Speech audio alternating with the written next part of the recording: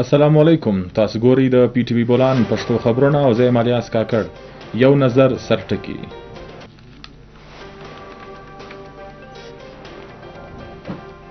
په اسلام آباد کې د وزیر اعظم محمد شهباز شریف سره د دیهان ګروپ چیرمن هوګي په بیلا په مشرۍ کې ډلې ملاقات وکړي.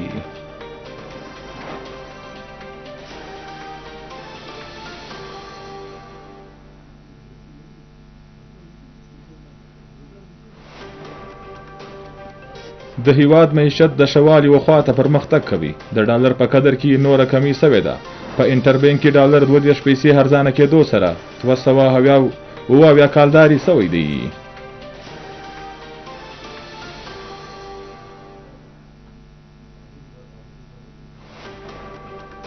په منځني ختیځ باندې د اسرایلی جاریت لړۍ نه ده درېدلې. د صهیوني فوج په غزه باندې بمباري څخه 80 فلسطینیان شهیدان او ګڼ ټپیان سول.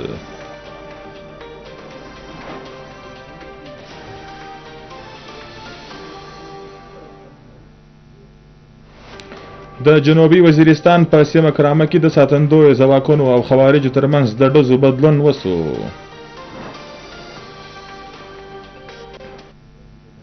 او اوس د خبرونو تفصیل. په اسلام آباد کې د وزیر اعظم محمد شهباز شریف سره د دیهان ګروپ چیرمن هوګي په بیلا په مشرۍ کې ډلې ملاقات وکړي. د لیدو کتو پر مهال د ډلې سره د خبرو پر مهال وزیر اعظم وویل چې حکومت د ټیلی کمیونیکیشن د څانګې د پرمختګ او د دې لپاره چمتو دي. په راتلونکي 3 کلونو کې پاکستان څخه د هیټي برآمدات 25 بلین ډالر پورې د رسولو هدف ترلاسه کولو لپاره په خیر اراده لرو. هغه وویل چې په لرې پرتو سیمو کې هم چسپان د موبایل انټرنیټ ورکولو لپاره ګامونه اخیستل کیږي.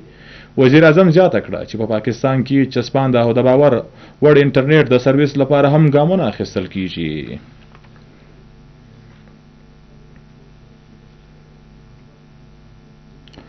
د هیواد معیشت د شوالي وخواته پرمختګ کوي. د ډالر په قدر کې نوره کمی سوې ده. په انټربینک کې ډالر 22 پیسې ارزانه کېدو سره 270 کالداري سوی دی. کوم چې په 3 پیسو ټریډ کوي. تیر ورځ په انټربینک کې ډالر په 270 کالداري 95 پیسو بند سوی وو. په منځني ختیځ باندې د اسرایلی جاریت لړۍ نه ده درېدلې. د صهیوني فوج په غزه باندې بمباري څخه 80 فلسطینیان شهیدان او ګڼ ټپیان سول. په پناهګزین کیمپ او د استوګنې په ودانیو باندې بریدونه کې 21 کسان په اک ورسېدل. د شهیدانو ټولیزه شمیر 43,500 څخه اوښتی دی. د لبنان په بیلابیلو سیمو کې هم د اسرایلی فضایي بمباري څخه 53 په حق ورسېدل او 170 څخه زیات ټپیان سول. د اسرایلی ظلمونو څخه تر اوسه پورې 3000 لبنانیان شهیدان سوي دي.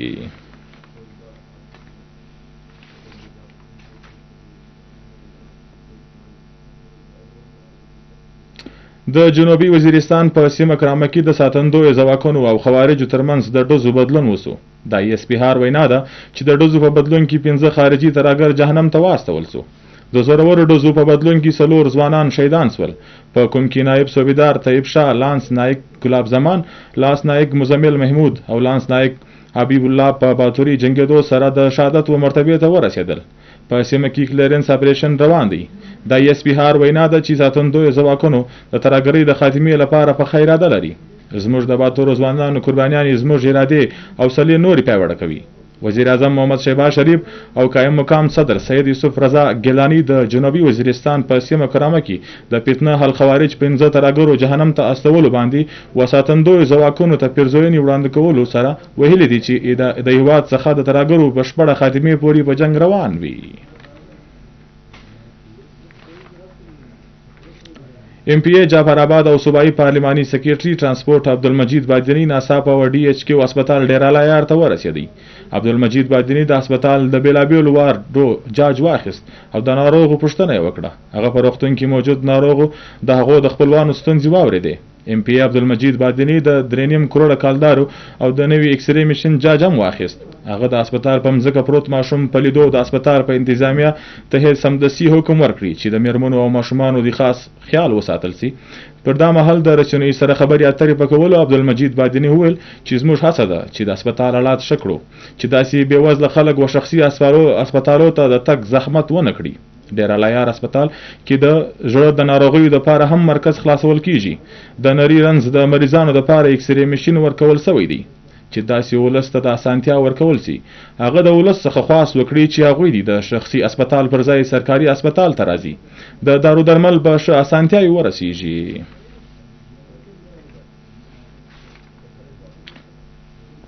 د اټکل سوي BHLA یو بل فراري په کامي بیر کې ګډ سو. د کیمپ څخه په وتلو د چارواکو سره په کوټه کې په پریس کانفرنس کې د تراګر تنظیمونو ناواړه چارې بې نقابه کړې. د کوټ څخه د سرفراز شیخ رپورټ.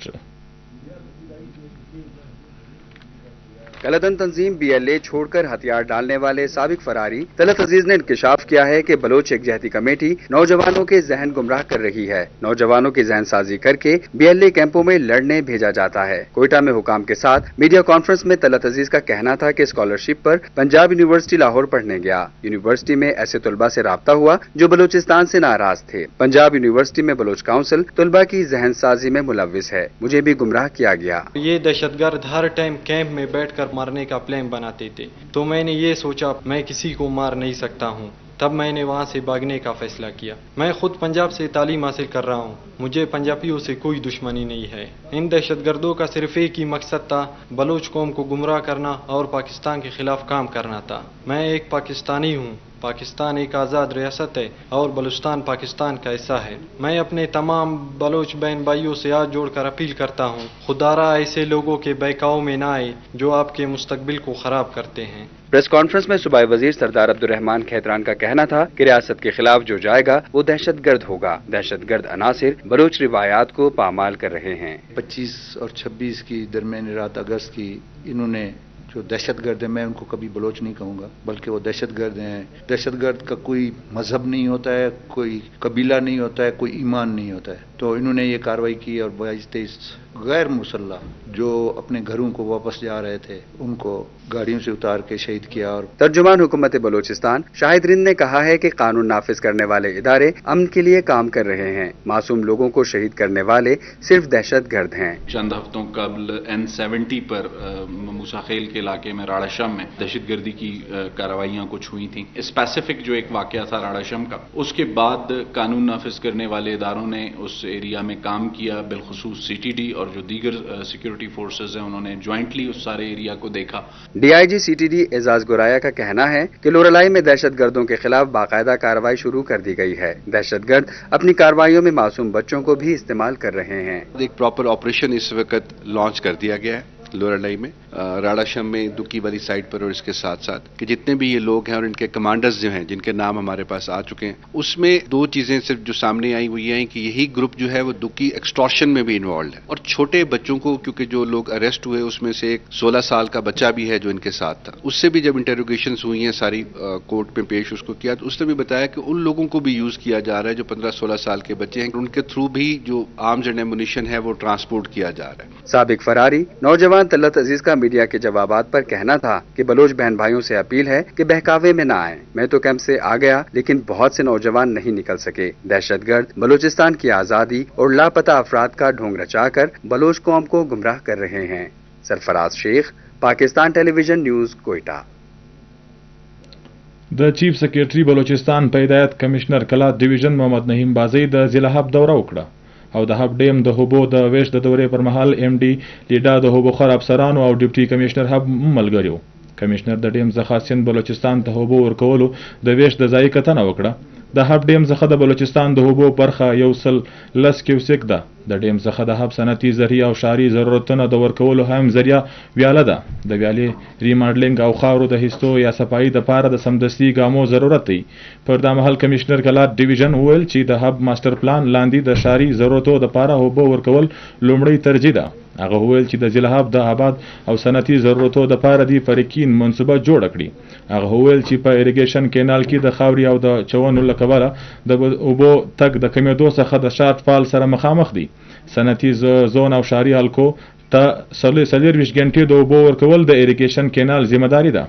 ایگزیکټیو انجینیر عبدالجبار زیری معلومات په ورکولو وویل چې د کینال څخه خاورې د هیستو او د ویش په میګنیزم عمل درآمد پیل کړل شوی دی. میشنري اریګیشن کینال سایټ ته رسول شوی ده.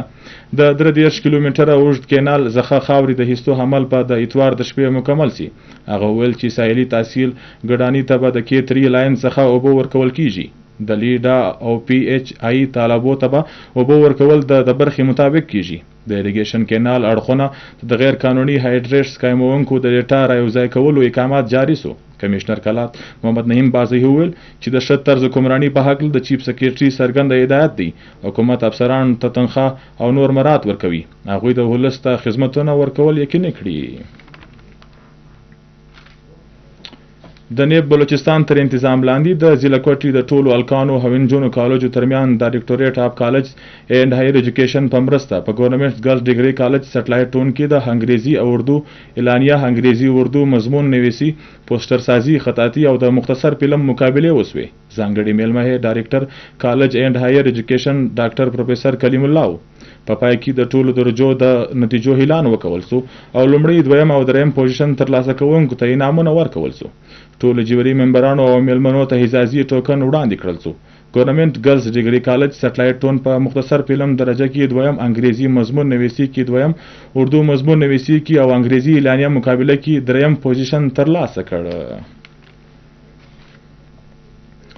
او اوس په پای کې تاسو وګورئ د بلوچستان د بیلابیلو سیمو د موسم حال او مشترک اجازت د لوی الله پامان.